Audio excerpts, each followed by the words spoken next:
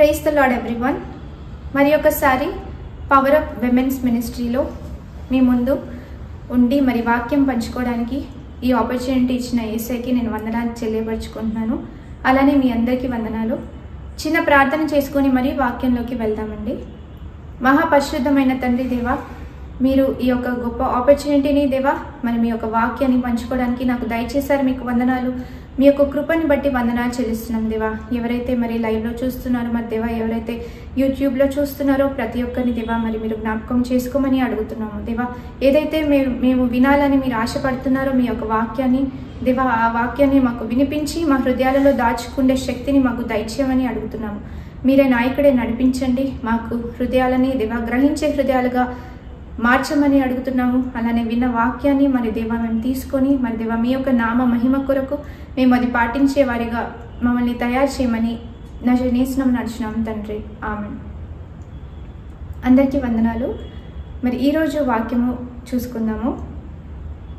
దేవుడు మనకి ముఖ్యంగా మనం ఎవరమై ఉన్నాము, మన కోసము మరి దేవుడు ఏం చేశాడు, మన పట్ల ఆయన ప్రణాళిక ఏంటి, ఆయనను తెలుసుకోవడము ఈ లోకంలో మరి ముఖ్యమా అనే ప్రశ్నలకి మరి ఒక వాక్యం ద్వారా ఆయన తెలియపరుస్తున్నాడు. 1 పేతురు 2వ అధ్యాయము 9వ వచనం ఒకసారి చూసుకుందామండి. అయితే మీరు చీకటిలో నుండి ఆశ్చర్యకరమైన తన వెలుగులోనికి మిమ్మును పిలిచిన వాని గుణాతిశయములను ప్రచురము చేయు నిమిత్తము ఏర్పరచబడిన వంశమును, రాజులైన యాజక సమూహమును, పరిశుద్ధ జనమును, దేవుని సొత్తైన ప్రజలునై ఉన్నారు.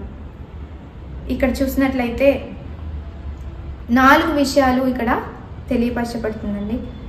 1, ఏర్పరచబడిన వంశము, రాజులైన యాజక సమూహము, పరిశుద్ధ జనము, దేవుని సొత్తు.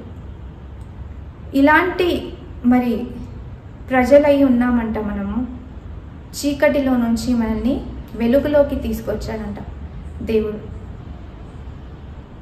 అయితే అందరికీ తెలుసు దేవుడు మనల్ని ఏర్పరచుకున్నాడని. మనము ఏర్పరచబడిన వారము, పిలువబడిన వారు అనేక మంది అయితే ఏర్పరచబడ్డవారు కొంతమంది అని మనం చాలాసార్లు వింటూ ఉంటాం. కానీ ఎప్పుడు ఏర్పరచుకున్నాడు దేవుడు అంటే, ఎప్పుడైతే మనము ఈ భూలోకంలో పుట్టిన తర్వాత, మనం ఎన్నో ఘనకార్యాలు చేసిన తర్వాత, ఆయన నామాన్ని తెలుసుకున్నాక, చాలా మనం పరిశుద్ధంగా ఉంటే, నీతిమంతులుగా ఉంటే అప్పుడు ఏర్పరచుకుంటానని చెప్పలేదు దేవుడు. ఎప్పుడు ఏర్పరచుకున్నాడంటే,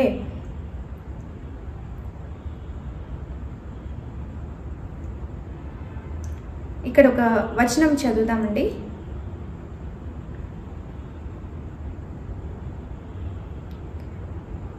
జగత్ పునాది వేయబడక మునుపే ఏర్పరచుకున్నారు అని మరి ఇక్కడ వ్రాయబడి ఉంది.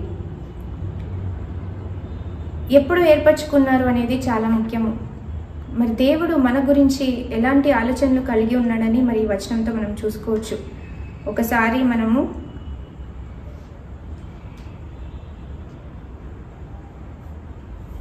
ఈ వాక్యాన్ని చదువుకుందాము.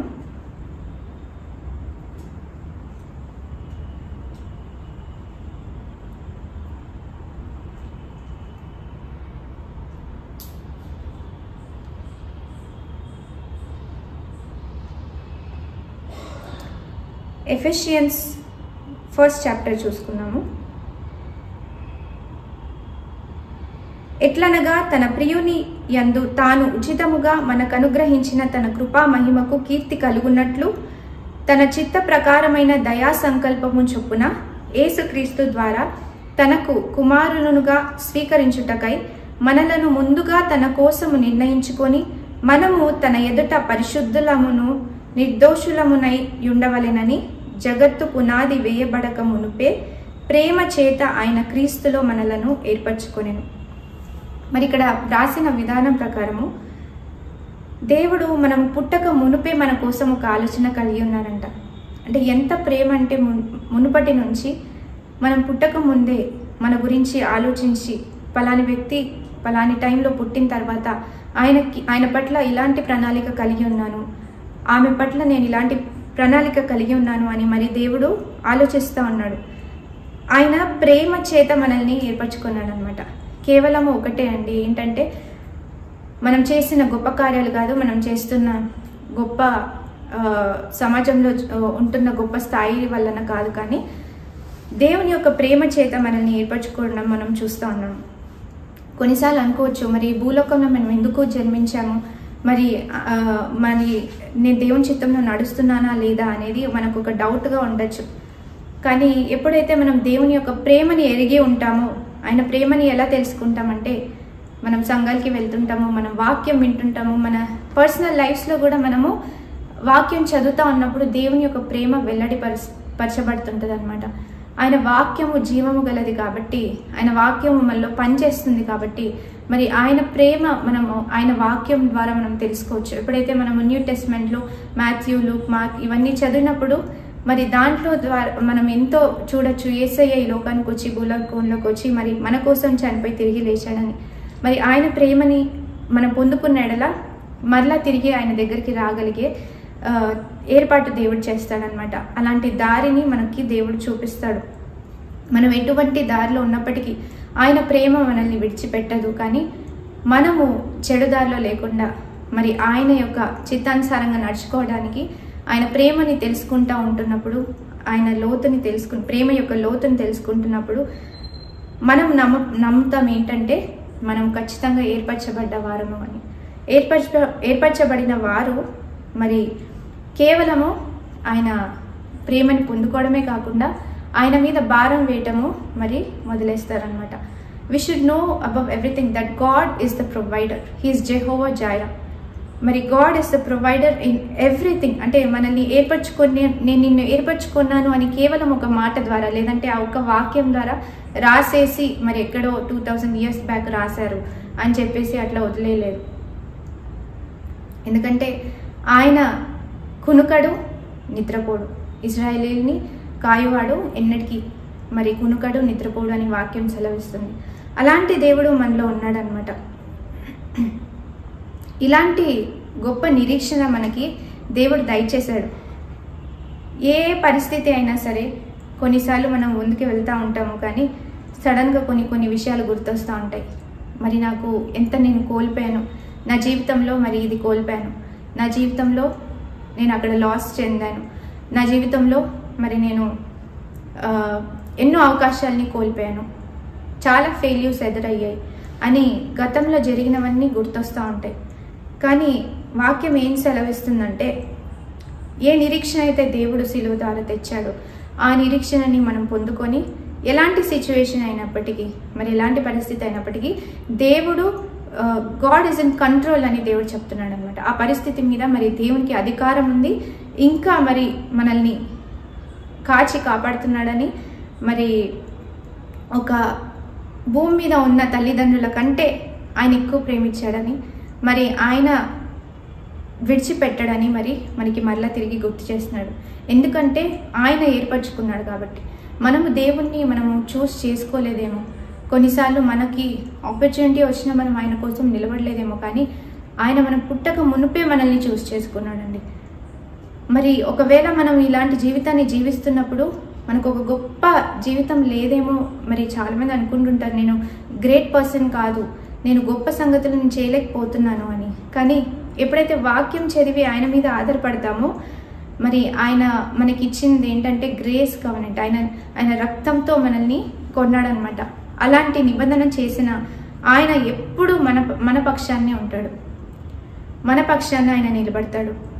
బికాస్ మన సిచ్యువేషన్స్లో we should not see ourselves in our situations. మన పరిస్థితులలో మనల్ని మనం చూసుకోకూడదు. మన పరిస్థితులలో మనం దేన్ని చూడాలంటే యేసయ్య యొక్క కృపని చూడడము నేర్చుకోవాలన్నమాట. మన పరిస్థితులలో మనం చూసుకుంటే దిగజారిపోతాము. మరి అసలు దేవుడు నన్ను చూస్తున్నాడా లేడా అనే సంఘటనలోకి వెళ్ళిపోతాం, అనే ఆలోచనలోకి వెళ్ళిపోతాం. కానీ ఏర్పరచబడ్డ వారము మనము కనుక ఆయన యొక్క కృపని మన సిచ్యువేషన్స్లో చూసుకుంటా ముందుకు వెళ్దాం. అలానే మరి ఒకసారి 1 పేతురు 2వ అధ్యాయము 9వ వచనం చూసినట్లయితే, ఏర్పరచబడిన వంశము అని మొదటిగా చెప్పబడింది. మరి ఎప్పుడు ఏర్పరచుకున్నారు దేవుడు? మనల్ని ఎంతగా ప్రేమించాడు, ఆయన ప్రేమ చేత మనము లోకం నుంచి మనము వేరుపరచబడ్డాము అని మనకు అర్థమైంది. రెండవ అంశం చూసుకుంటే రాజులైన యాజక సమూహం. ఒక వచనం చదువుకుందాము. ప్రకటన గ్రంథంలో 1వ అధ్యాయము 5-6 వచనం. నమ్మకమైన సాక్షియు, మృతులలో నుండి ఆది సంభూతుడుగా లేచిన వాడును, భూపతులకు అధిపతియునైన యేసుక్రీస్తు నుండి కృపా సమాధానములు మీకు కలుగును గాక. మనలను ప్రేమించుచు తన రక్తము వలన మన పాపముల నుండి మనలను విడిపించిన వానికి మహిమయు ప్రభావమును యుగయుగములు కలుగును గాక. ఆమేన్.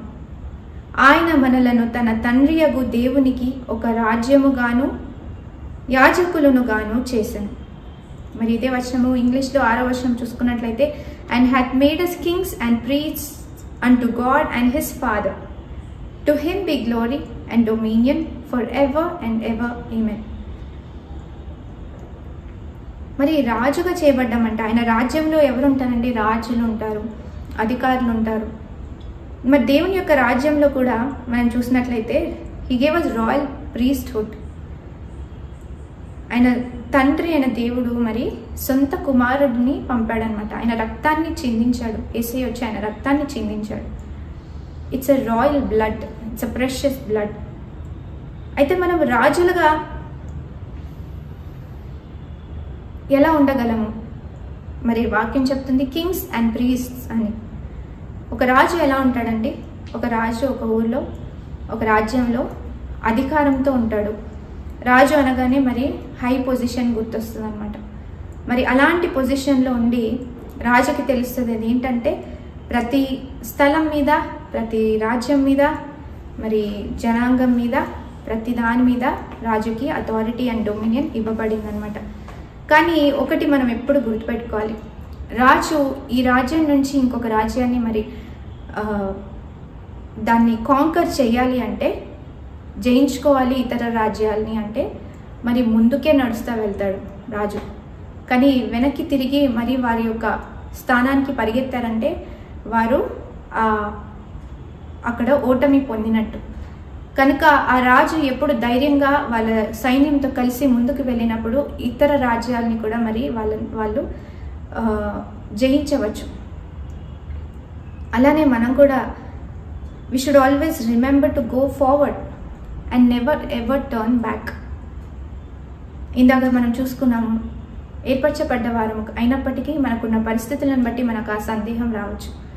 కానీ మనకి ఎంత లాస్ అయింది, మనం ఎక్కడ, మనల్ని ఎవరెవరు హర్ట్ చేశారు, మనల్ని ఎవరు బాధపరిచారు అని మనము మన జీవితంలో అవి జ్ఞాపకం చేసుకుంటూ కృంగుదలలో ఉండడం కాకుండా మరి పౌలు ఏం చెప్పాడంటే we should always run towards our goal. గురి వద్దకే పరిగెత్తుచున్నాను అని పౌలు భక్తుడు చెప్తాడనమాట. అలానే మనం కూడా వాక్యం మన ఎదురుగా పెట్టుకొని వాక్యం చదువుకుంటూ ఆయన వాగ్దానాన్ని పట్టుకొని ఎప్పుడైతే మనము ముందుకి పరిగెత్తుతామో మళ్ళీ వెనక్కి తిరిగి చూసే అలాంటి అవకాశం ఇంకా మనలో ఉండదు. కాబట్టి రాజులుగా మనము we should take that authority over our situations. అయితే ఈ అథారిటీ ఎలా వస్తుంది? కరెక్టే, రాజులు యాజకులు అన్నీ వింటున్నాం, కానీ మరి ఎలా మనకి అథారిటీ వస్తుందంటే ప్రార్థన, కేవలం ప్రార్థన ద్వారా అన్నమాట. ప్రార్థన ద్వారా మనము ఏదైనా సాధించవచ్చు. ఎందుకంటే మనం చేసేది ఒక అన్ని సాధ్యమైన యేసయ్యకి మనం ప్రార్థిస్తున్నాం కదండి. కాబట్టి we should have dominion by prayer and we should receive authority by prayer. ప్రార్థన అనేది చాలా శక్తివంతమైనది. ఈ భూమి మీద మనము నిలబడి మనం ఒక అధికారం తీసుకుని మరి దేవుని రాజ్యాన్ని స్థాపించడానికి ఆయన సాక్షిగా నిలబడాలి అంటే, ఒక అథారిటీ డొమినియన్తో ఉండాలంటే, హెవెన్లీ రెల్మ్స్కి కనెక్ట్ అవ్వాలి అంటే ఎర్త్లీ రెల్మ్స్ నుంచి ప్రార్థన అనమాట. ఈ భూమిని మరి పరలోక రాజ్యాన్ని కనెక్ట్ చేసేది ప్రార్థన. కనుక మనం ప్రార్థన ద్వారా ఆ శక్తిని పొందుకోగలము. ఒకసారి ఈ వచనాలని జ్ఞాపకం చేసుకుందాము. ఫిలిపియన్స్ 3:13 and 14 వర్సెస్ చూసుకుందాం. సహోదరులారా, నేను ఇదివరకే పట్టుకొని ఉన్నానని తలంచుకొనును. అయితే ఒకటి చేయుచున్నాను, వెనుక ఉన్నవి మరచి వాటిని లక్ష్య పెట్టక ముందున్న వాటి కొరకై వేగిరపడుచు క్రీస్తు యేసునందు దేవుని ఉన్నత పిలుపునకు కలుగు బహుమానమును పొందవలెనని గురి యొద్దకే పరిగెత్తుచున్నాను. మరి పౌలు భక్తుడు రాశాడనమాట. ఆయన ఎలా అయితే మరి వెనకున్న వాటిని మర్చిపోయి ముందున్న వాటి కోసము పరిగెత్తుతున్నాడంట. అలాంటి మరి మనం కూడా మన జీవితాలలో మన దౌర్భాగ్య స్థితిలో పాపంలో ఉన్నప్పుడు దేవుడు ఎలా అయితే మనల్ని కరుణించి మరి ఆయన రక్షణని మనకు దయచేసి మనం ఎప్పుడైతే మన పాపంలో నొప్పుకొని ఆయన రక్తంతో కడబడి ముందుకు వెళ్తామో అక్కడి నుంచి మనము కేవలం నీతిమంతులుగా ఎంచబడి ఆయన యొక్క కృప ద్వారా మనము వాక్యము పట్టుకొని ముందున్న వాటి కోసమే పరిగెత్తుతాము. In that way we can be as kings with authority and dominion. Romans 8:31 ఒకసారి చూసుకుందాం. ఇట్లుండగా ఏమందుము, దేవుడు మన పక్షమున నుండగా మనకు విరోధి ఎవడు? కేవలం దేవుడు మనల్ని రాజులు యాజకులు కాకుండానే కానీ మన పక్షము దేవుడు ఉంటే అంట మనకి విరోధి ఎవ్వరూ నిలవరు. ఎందుకంటే అపవాది కూడా మరి ఆయన నామానికి లొంగిపోవాల్సిందే. మరి ఎలా అయితే శిలువ మీద యేసయ్య మరి అపవాదిని జయించాడు, మరణాన్ని జయించాడు, అలాంటి దేవుడు మనతో ఉన్నాడు. అలానే యాజకులుగా ఎలా ఉంటాము? యాజకులుగా ఉండాలంటే మనం కేవలము అథారిటీ అండ్ డొమినియన్తోనే కాకుండా మరి యాజకులుగా అంటే పరిశుద్ధంగా ఆయన నీతిని ఆయన రాజ్యాన్ని ఆయన నీతిని మొదట వెతకమని దేవుడు మరి వాక్యం ద్వారా సెలవిస్తున్నాడు. ఎప్పుడైతే మనం మొదట వెతుకుతామో అప్పుడు మనం యాజకులుగా కూడా ఉండగలం అన్నమాట. అప్పుడులో మరి ప్రార్థన చేసేవాళ్ళు కానీ కేవలం ఒక ప్రీస్ట్ మాత్రమే ఆ లోపలికి వెళ్ళి టాబర్నకల్ ఆఫ్ గాడ్ దాంట్లోకి వెళ్ళి ప్రార్థన చేసి మరి దేవుడి నుంచి ఒక ఆన్సర్ పొందుకొని వచ్చి మనుషులకి చెప్పేవాళ్ళు. కానీ ఇప్పుడు ఆ తెర చిరిగిపోయిన తర్వాత మనకి ఆ అధికారం ఇవ్వబడింది కేవలం ఆయన కృప ద్వారా అన్నమాట. మరి అలాంటి మీడియం ఉండేది ఇప్పుడు డైరెక్ట్గా మనము ఆయన కృపా సింహాసనం వరకు మన ప్రార్థనలు చేరగలిగే అవకాశాన్ని మరి యేసయ్య దయచేశాడు. ఆయన యొక్క బలియాగం అయిపోయి ఆయన మరి మనకి దయచేశాడు అనమాట. ఆయన ఎక్కిన మరి సిలువ మీద త్రూ క్రాస్ మనకు ఆ కృప దయచేశాడు యేసయ్య. కాబట్టి మనము కేవలం రాజులు కాకుండా యాజకులుగా కూడా ఉండాలన్నమాట. we should be accountable of every work that we do and we only do it for the holy God. మరి పరిశుద్ధుడు అని మరి దూతలు అందరూ పెద్దలు మరి చెప్తా ఉంటారు దేవుణ్ణి. మరి ఆయన ముందు నిలబడి ఆయన సింహాసనం ఎదుట నిలబడి. So in order to worship him we should also follow righteousness and holiness of God, and we will be separated from this world and from its evil things. మనం కేవలం ఈ లోకంలో ఉంటున్నామంటే మనము జాగ్రత్తగా నడుచుకోవాలి అంటే మరి ఆయన నీతిని వెతకడము ప్రారంభించాలి. అలాగా మనము యాజకులుగా కూడా తీర్చబడుతున్నాం అనమాట. అలానే మరి ఒక్కసారి 1 పేతురు 2వ అధ్యాయం 9వ వచనం మళ్ళీ చూసుకుంటే 3వ అంశం వచ్చేసి పరిశుద్ధ జనము. We are holy nation. ఇక్కడ ఎంత చక్కగా రాయపడిందంటే మరి కేవలము మరి యేసయ్య వచ్చి రక్తాన్ని కార్చి ప్రతి మనుషునికి మరి ఆయన రక్తాన్ని చిందించాడు. కానీ కేవలము ఒక మనిషి మీదనే మరి ఆయన ఆశ పెట్టుకోలేదు. కానీ జనరేషన్స్ టు జనరేషన్స్ మరి దేవుణ్ణి వర్షిప్ చేయాలని ఆయన రాజ్యంలోకి చేర్చబడాలని దేవుని యొక్క ఆశ అనమాట. సో మనల్ని అందరినీ మరి మనందరం ప్రార్థిస్తున్నాం, వాక్యం చేస్తున్నాము, సంఘాలకి వెళ్తున్నాము, ఉపవాస ప్రార్థన చేస్తున్నాము. అన్నిటికీ ఏంటంటే ఆయన రాజ్యంలో మనం ఒక హోలీ నేషన్గా ఏర్పరచబడ్డ వాళ్ళం అనమాట. He is not just interested in one person but many generations and people of this world. కేవలము ఇజ్రాయేలీల వరకే ఆయన వచ్చి వాళ్ళని రక్షణ చేసి వెళ్ళిపోలేదండి. మనల్ని కూడా మరి ఆ రక్షణ ఆ కృపని మన వరకు తీసుకొచ్చాడు యేసయ్య. కనుక today we are partaking in his blood and in his body.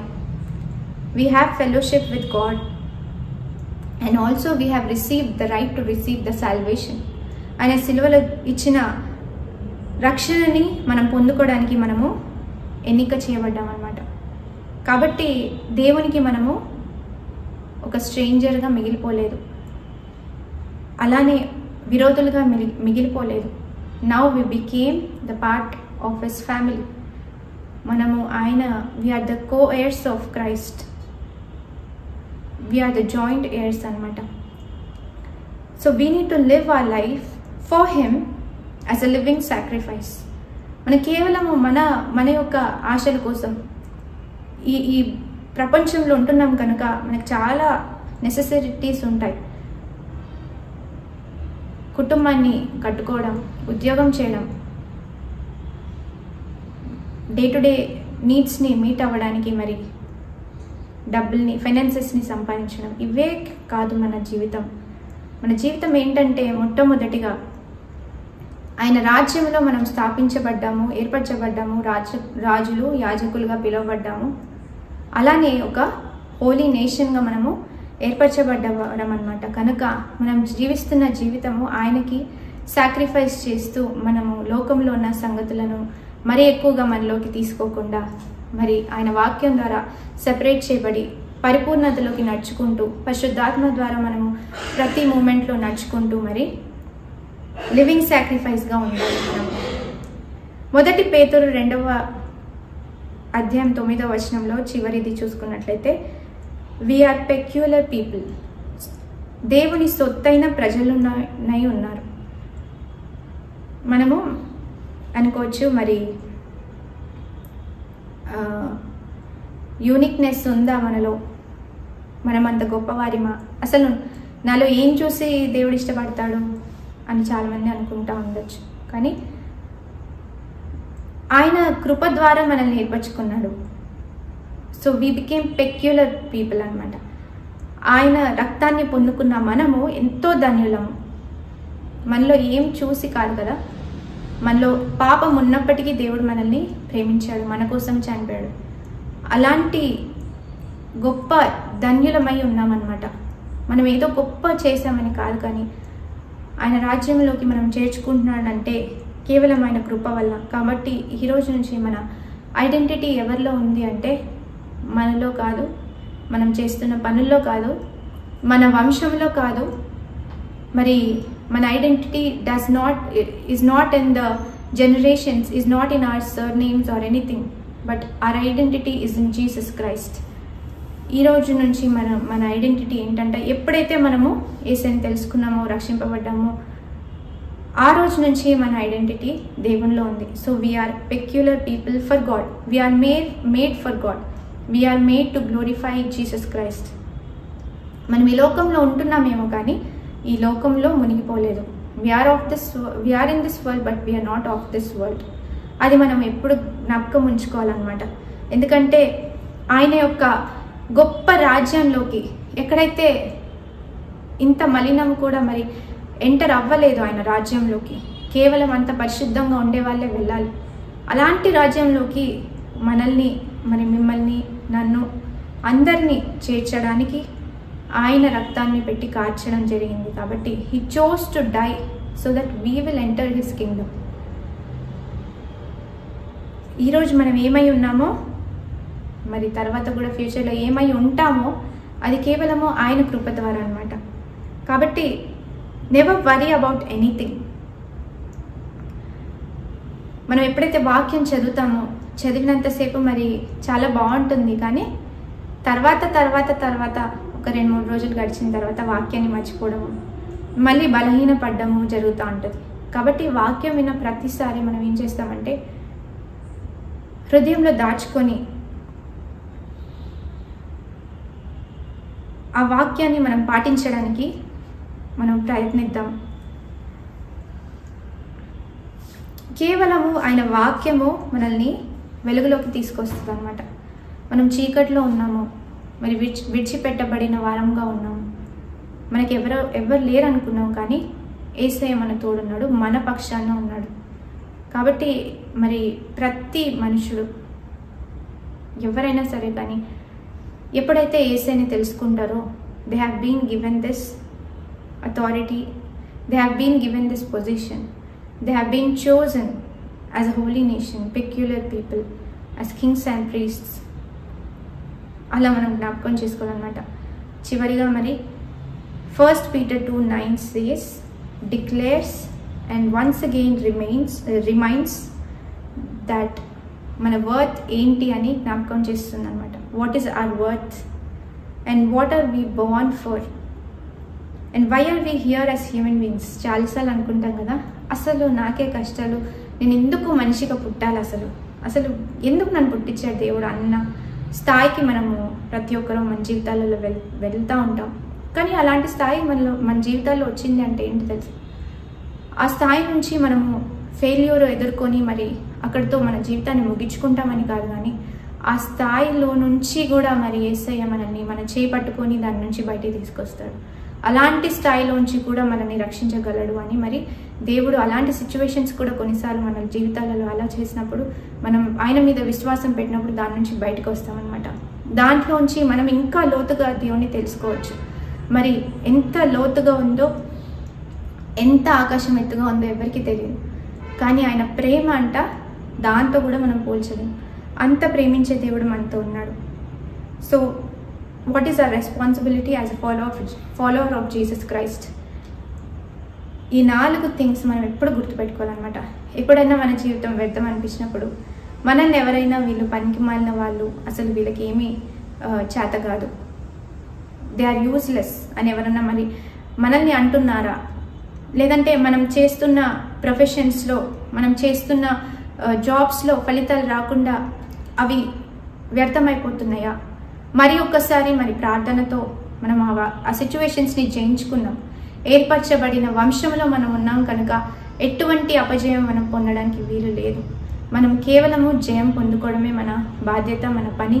మరి యేసయ్య ఆ విజయాన్ని మనకు తీసుకొచ్చాడు కాబట్టి కేవలము దాన్ని చూసి మనం వెళ్తాము. ఈ సిచ్యువేషన్స్లో, ఈ పరిస్థితుల్లో కేవలము దేవుని వాక్యం మీద మనము ఫోకస్ చేయాలి. కేవలము ఆయన కృప మీద, ఆయన వాక్యం ద్వారా మనము బలపరచబడాలి. కానీ ఆయనని విడిచిపెట్టేయాలని కానీ, ఆయన నుంచి తొలగిపోవాలని కానీ, ఆయన మీద వ్యతిరేకంగా మనము ఎప్పుడు కానీ మనం ఆలోచన చేయకూడదండి. కాబట్టి let's all once again know that our Jesus Christ loves us very much. He called us with his holy calling. మనల్ని ఏర్పరచుకున్నాడని మరి ఒక్కసారి మరి వాక్యం ద్వారా మనం జ్ఞాపకం చేసుకొని ఆయన చూపిస్తున్న కృపను బట్టి మనం వందనాలు చెల్లిద్దాం. ప్రార్థన చేసుకొని వాక్యాన్ని ముగించుకుందాం. మహాపరిశుద్ధమైన తండ్రి దేవా, మీకు వందనాలు చెల్లిస్తున్నాం దేవా. మరి దేవా, మీరు ఇచ్చిన వాక్యాన్ని బట్టి మీకు వందనాలు చెల్లిస్తున్నాం దేవా. మరి ఏదైతే మరి 1 పేతురు 2వ అధ్యాయము 9వ వచనం ద్వారా మీరు మాట్లాడుతున్నారో దేవా, మరి దేవా మీరు ఏర్పరచుకున్న విధానాన్ని బట్టి మీకు వందనాలు చెల్లిస్తున్నాం దేవా. మా తల్లిదండ్రుల కంటే దేవా మీరు ప్రేమతో మరి దేవా మమ్మల్ని దగ్గర తీసుకున్నారు, మీకు వందనాలు చెల్లిస్తున్నాం దేవా. ఎటువంటి జీవితంలో ఉంటున్నా, ఎటువంటి పరిస్థితులు అయినప్పటికీ దేవా మరి ఒకసారి జ్ఞాపకం చేస్తున్నారు. ఏంటి అంటే మరి దేవా మమ్మల్ని విడిచిపెట్టలేదని, మమ్మల్ని మర్చిపోలేదని మరి దేవా మీరు మరి ఒక్కసారి జ్ఞాపకం చేసుకుంటున్నారు. జగత్ పునాది వేయక ముందే దేవా మమ్మల్ని ఏర్పరచుకున్నారని మరి వాక్యం ద్వారా మీరు తెలియపరుస్తున్నారు యేసయ్య. మరి దేవా అదే విశ్వాసంతో మేము ముందుకు వెళ్ళేటట్టు సహాయం చేయమని అడుగుతున్నాం దేవా. మమ్మల్ని అందరినీ బలపరచండి దేవా. మరి మేము మరి దేవా ఇళ్లలో ఉంటున్నా, ప్రొఫెషనల్ ప్లేసెస్లో వర్క్ చేయడానికి వెళ్తున్నా, మరి దేవ స్నేహితులతో, బంధువులతో ఉంటున్నా, మరి పర్సనల్గా మరి వ్యక్తిగత జీవితంలో మరి టైం స్పెండ్ చేస్తున్నా దేవా, ప్రతి చోట దేవా మరి మీ యొక్క రాజ్యం కొరకే మేము మీ యొక్క నీతిని మరి దేవా మిమ్మల్ని వెతికేటట్టు సహాయం చేయమని అడుగుతున్నాం దేవా. ఎక్కడ కానీ మరి దేవా మేము కృంగిపోకుండా, మరి దేవా ఎక్కడ కూడా మరి దేవా మీ మీద విశ్వాసం తీసివేసుకోకుండా దేవా కేవలం మీ యొక్క వాక్యం ద్వారా మేము ముందుకు నడుచుకుంటూ వెళ్ళి మరి దేవా మీ యొక్క నామాన్ని ప్రతి చోట మేము సాక్షిగా నిలబడి మహిమపరిచేటట్టుగా మాకు సహాయం చేయమని, శక్తిని దయచేయమని యేసు నామమున అడుగుచున్నాము తండ్రి. ఆమేన్. Thank you all. Have a blessed day.